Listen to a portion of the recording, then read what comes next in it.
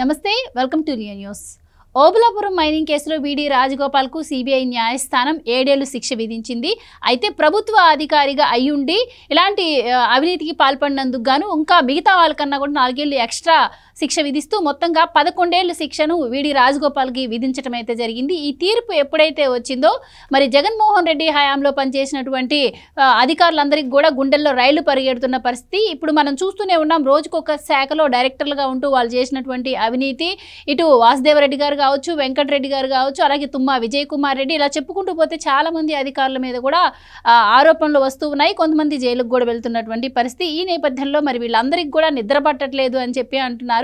So మరి ఈ వీడి రాజగోపాల్కి పడిన శిక్షలే మరి వీళ్ళకి కూడా పడే అవకాశం ఉందా? ఏం జరగబోతుంది? ఇలాంటి విషయాలు తెలుసుకుందాం. మనతో పాటు ఉన్నారు సీనియర్ జర్నలిస్ట్ టీవీ శ్రీనివాస్ గారు. నమస్కారం సార్. నమస్తే సార్, వీడి రాజగోపాల్కి ఎప్పుడైతే శిక్ష పడిందో అప్పటి నుంచి కూడా మనం చూస్తున్నాం చాలామంది అధికారులు ఆరోపణలు ఎదుర్కొంటాం. జగన్మోహన్ రెడ్డి గారి హయాంలో పనిచేసిన వాళ్ళందరూ కూడా ముందస్తు బెయిల్కి వెళ్ళడం కావచ్చు, కొంతమంది మొన్నటి వరకు అజ్ఞాతంలో ఉండడం కావచ్చు, రకరకాల ప్రయత్నాలు అయితే చేశారు శిక్షలు తప్పించుకోవడం కోసం. కానీ ఇప్పుడు మరి ఈ తీర్పు తర్వాత వాళ్ళలో కూడా టెన్షన్ మొదలైంది అంటున్నారు. సో వాళ్ళ పరిస్థితి కూడా రేపు ఈ విధంగానే ఉండబోతుందంటారా? మీరేం చెప్తారు? చేను మేసిన కంచె ఎప్పుడన్నా విన్నావా? కంచె ఎప్పుడైనా చేను మేస్తుందా? అంటే ఇవాళ చేను మేసిన కంచె భరతం పడుతుందా కోర్టులు? నేరం చేసిన వాళ్ళు ఎంత శిక్షార్హులో ఆ నేరానికి సహకరించిన వాళ్ళు అంతకు మించిన శిక్షార్హులు. అవినీతి పరులతో ఇవాళ అంటగాగిన అధికారులు అవినీతి పరులకు పడ్డ శిక్ష కన్నా అధిక శిక్షకి అర్హులు. మీరు ప్రభుత్వ అధికారులై ఉండి ప్రజాధనాన్ని పరిరక్షించాల్సింది పోయి ఇవాళ రక్షకులే భక్షకులైతే పడే శిక్ష ఏంటో ఈరోజు కళ్ళ ముందు వీడి రాజగోపాల్ రూపంలో కనపడుతుంది. మైనింగ్ కార్పొరేషన్ ఎండీగా ఆ రోజు రాజశేఖర రెడ్డి హయాంలో 2007-2010 మధ్య ఈ ఓబులాపురం మైనింగ్ కంపెనీ, అంటే ఓబులాపురం గనులు చేను, ఆ చేను చుట్టూ కంచె రాజగోపాల్. ఏం చేశాడు రాజగోపాల్? కంచె చేను మేసేసినట్టుగా ఏం చేశాడు? ఇనప ఖనిజం దొంగలకు అతను సహకరించడమే కాదు, అందులో వాటాదారుగా ఇవాళ వాళ్ళతో పాటు 7 ఏళ్ళు శిక్షే చాలదా? కాదు, నీకు మాత్రం ఇంకా 4 ఏళ్ళు అదనపు శిక్ష అంటూ ఆ ఏసీబీ సెక్షన్ల కింద వేసిన శిక్ష ఇవాళ వీడి రాజగోపాల్ ఒక లెసన్, ప్రభుత్వ అధికారులకు ఒక గుణపాఠం. ఏది గట్టు దాటితే ఇవాళ పడే శిక్ష ఏంటనేది కళ్ళ ముందు కనపడుతున్న పరిస్థితుల్లో శిక్ష ఆలస్యం కావచ్చు. ఏది జస్టిస్ సర్వర్డ్, న్యాయం జరిగిందన్నమాట. న్యాయం ఖాయంగా జరుగుద్ది. కొద్దిగా ఆలస్యమైనా కానీ న్యాయం మాత్రం ఖాయంగా జరుగుతుంది. ఇవాళ రాజగోపాల్ని చూసి బేజారెత్తిపోతున్నారా? గుండెల్లో రైళ్లు పరిగెత్తున్నాయా? గంగ వెర్రులు ఎత్తుతున్నారా? ఎందుకంటే ఆయన మైనింగ్ కార్పొరేషన్ ఎండి, ఇక్కడ ఒక మైనింగ్ కార్పొరేషన్ ఎండి. ఎవరు? వెంకటరెడ్డా? పోలార్ బేర్ అన్నారు ఏదో అతన్ని, ఏదో పేపర్లో మీడియాలో రాస్తూ రక్తపు ఎలుగుబంటి. ఏది పోలార్ బేర్ అంటే అక్కడ మంచుల్లో తిరిగే ఎలుగుబంటు, అక్కడ కత్తులు పెడతారంట. ఆ కత్తుని అప్పటి ఇది వచ్చి నాకుద్దంట. నాకితే దీని నాలికే తెగి ఆ కత్తి మీద జారుతూ ఉంటే అది ఎవరిదో రక్తం అనుకుని మళ్ళీ అదే నాకుతూ ఉంటుంది. ఆ వెంకటరెడ్డి 20,000 కోట్ల స్కామ్స్కి పాల్పడ్డాడని ప్రభుత్వం వైట్ పేపర్లో లెక్క తేల్చింది.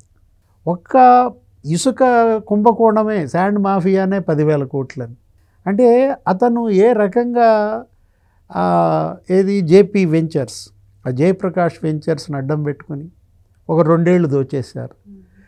అప్పుడే దాంతో కుదరక వీళ్ళ యొక్క వాటాలు జాలక టర్న్కీని ఒకటి పట్టుకొచ్చారు. సబ్లీజ్కి టర్న్కీ అన్నారు. టర్న్కీ జేపీ వెంచర్స్ వాళ్ళెవరు అసలు? మనమే వాళ్ళ బిల్లులతో చేసుకుందామని వీళ్ళకి పుర్రెక పుట్టింది తెగులు. ఎమ్మెల్యేలు వాళ్ళందరూ కూడా వైసీపీ ఇన్ఛార్జీలు ఆ రోజు జగన్ అండతో ప్రతి నియోజకవర్గంలో మేసేశారు. మొత్తం 175 రీచ్లు తుడిచిపెట్టారు ఇసుక. సుప్రీంకోర్టు కన్నెర్ర చేసింది. ఇదే శాండ్ మాఫియా తమిళనాడులో 6 కలెక్టర్లు సస్పెండ్ అయ్యారు. ఇక్కడ కలెక్టర్ల పైన కూడా ఫైర్ అయితే ఇక్కడ కలెక్టర్లు ఏం చేశారు? కనీసం రీచ్లు కూడా సందర్శించకుండా కట్ అండ్ పేస్ట్ అదే నోటు పంపారు. ఆమె ఎవరో తూర్పుగోదావరి ఒక మహిళా కలెక్టర్, ఆమె మరీ ఒక అడుగు ముందుకేసింది. అసలు ఆ సుప్రీంకోర్టు ఆర్డర్కి రాకముందు నేను వెళ్ళా రీచ్కి అని చెప్పి ఆ డేట్తో పంపింది. అంటే వీళ్ళు ఎంత దుర్మార్గాలకి బరి తెగించారంటే, ఇప్పుడు జగన్మోహన్ రెడ్డి ఏముంది, అతనికి ఆల్రెడీ జైలుకి పోయి వచ్చాడు. ఆయనకి జైలు కొత్త కాదు, మళ్ళా పోతాడు, మళ్ళా వస్తాడు. అతన్ని నమ్ముకుని మీ కెరీర్ ఎంత పాడు చేసుకున్నారంటే ఇవాళ శ్రీలక్ష్మి, ఆమె కేసు కూడా మళ్ళీ తవ్వి బయటికి తీసింది సుప్రీంకోర్టు.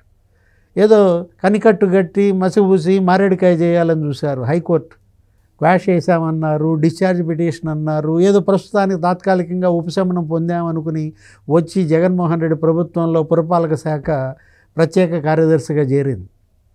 ఆ 5 ఏళ్ళు మామూలుగానే ఎలగబెట్టింది. ఏం జరిగింది ఇప్పుడు? సుప్రీంకోర్టు సిబిఐ ఎప్పుడైతే జడ్జిమెంట్ ఇచ్చిందో న్యాయస్థానం, ముందు అసలు ఆమె కేసు తీయమంది. 3 నెలల్లో శ్రీలక్ష్మి కేసు సంగతి తేల్చమంది ఎవరు? సుప్రీంకోర్టు అనమాట. ఇప్పుడు మరి ఆమె కూడా జైలుకి ఒక తప్పదా? వీడి రాజగోపాల్కి బాస్ ఆమె.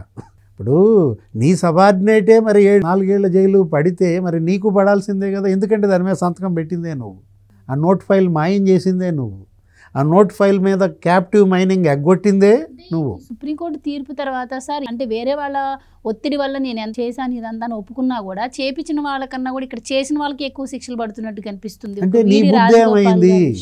ఇప్పుడు అతనంటే వేరు, అతను పొలిటీషియన్. వాళ్ళు ఇవాళ ఉంటారు, రేపు పోతారు. వాళ్ళ తరం ఎంత? 5 ఏళ్ళు. అవినీతికి పాల్పడితే జైలుకి వెళ్తారు. నువ్వు ఉండేది 30 ఏళ్ళు, 35 ఏళ్ళ మీ కెరీర్. మీరేంటి, మీరు అతని కోసం మీరు గడ్డి ఎలా తింటారు? అఫ్కోర్స్ మీకు ఆ గడ్డి రుచిగా ఉండొచ్చు, ఆ గడ్డి కోసం దీన్ని వదులుకోవచ్చు.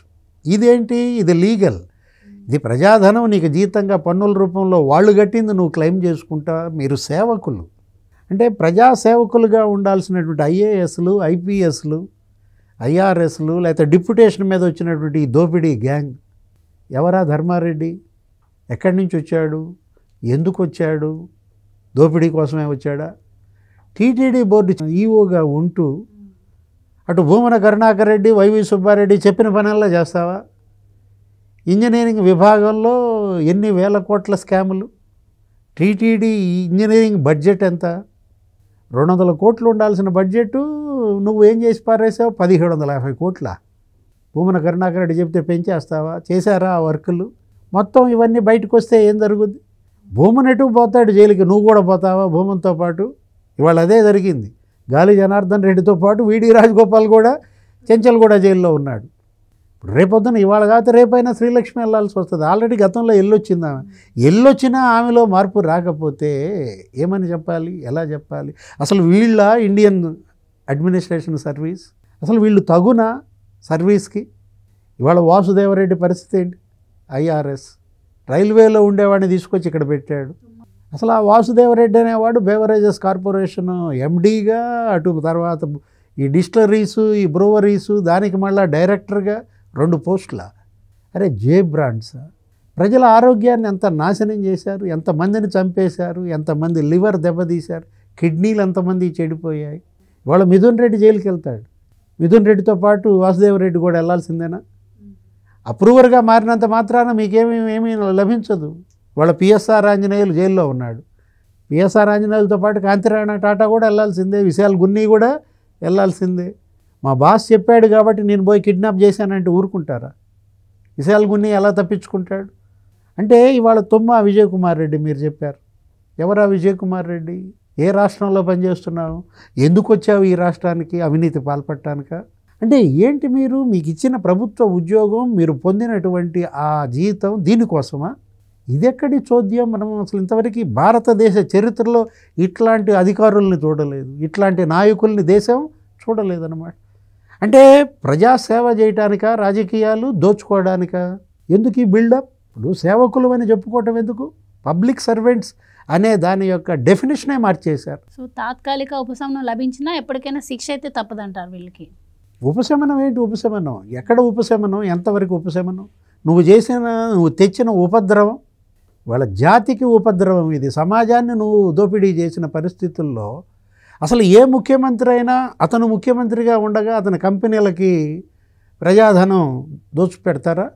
ఇప్పుడు జగన్మోహన్ రెడ్డి చెప్పినా నువ్వు సాక్షికి యాడ్స్ ఎలా ఇస్తావు? నీ బుద్ధి ఏమైంది?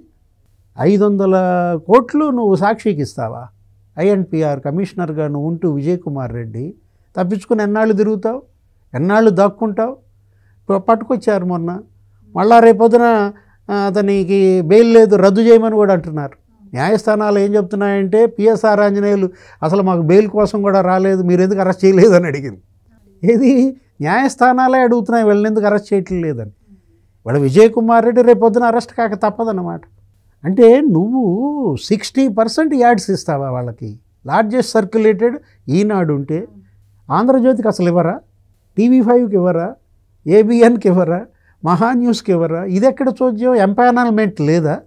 అంటే ఒక కమిటీ ఉంటుంది, ఎవరెవరికి ఎంత యాడ్స్ ఇవ్వాలో నిర్ణయించాలి, ఒక పద్ధతిగా ఇవ్వాలి.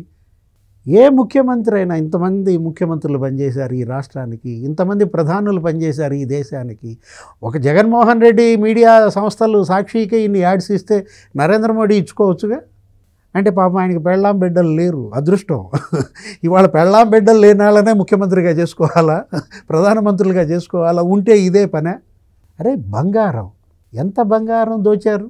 మొత్తం ఈ నగదంతా బంగారం లోపలికి మార్చారా? అటు లిక్కర్ మాఫియాలో కొట్టిన డబ్బంతా బంగారం రూపంలోకి మార్చారు. ఏమైందా బంగారం అంతా? ఇప్పుడు ఈ సాక్షి యాడ్స్ అంటే అది వేరు, అదేంటి యాడ్స్ రూపంలో ఇచ్చారు, ఆ ఉద్యోగులకు జీతాలు ఏదో అనుకోవచ్చు. అంటే శాండ్ మాఫియా రోజుకు 8 కోట్లు వసూలు చేశారని, లిక్కర్ మాఫియా రోజుకు 2 కోట్లు వసూలు చేశారని. అంటే ఆ రెండిటిల్లోనే రోజుకు 10 కోట్ల, నెలకు 300 కోట్ల. అది డబ్బా జబ్బా? ఏమనాలి దీన్ని జబ్బు అనాలి. ఈ జబ్బును కుదిర్చే డాక్టర్స్ ఎవరంటావు? జడ్జెసేనా? ఇవాళ బాగా కుదురుస్తున్నారా? గాలి జనార్దన్ రెడ్డి జబ్బు కుదిర్చింది CBI డాక్టర్. ఇవాళ జగన్మోహన్ రెడ్డి జబ్బు కుదిర్చాల్సింది ED డాక్టరా? చూద్దాం. అందరి జబ్బులు కుదిర్చేది న్యాయస్థానాలే. Thank you so much. Please subscribe to Leo news for more videos.